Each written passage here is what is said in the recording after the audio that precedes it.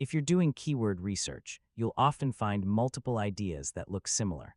The problem is knowing which one is better to target. In this tutorial, I'll show you how to compare keywords in Answer the Public so you can choose the best opportunities for your content. First, open Answer the Public and sign in to your account. Once you're inside the dashboard, you'll be able to start generating and comparing keyword ideas. Next, enter a broad seed keyword related to your niche. This will generate a wide range of related search queries you can compare later. Click Search and wait for the results to load.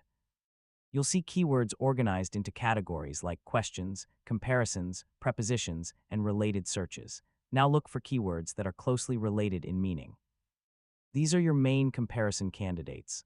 For example, phrases that differ only slightly but target the same topic. Next, compare the intent behind each keyword.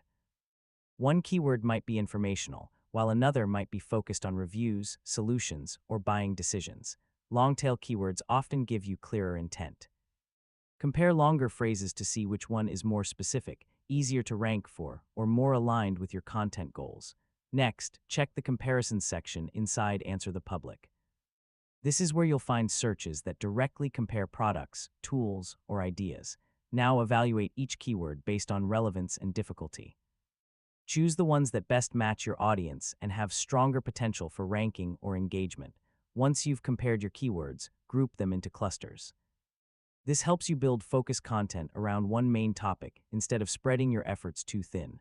Finally, pick the strongest keyword based on intent, search clarity, and content potential.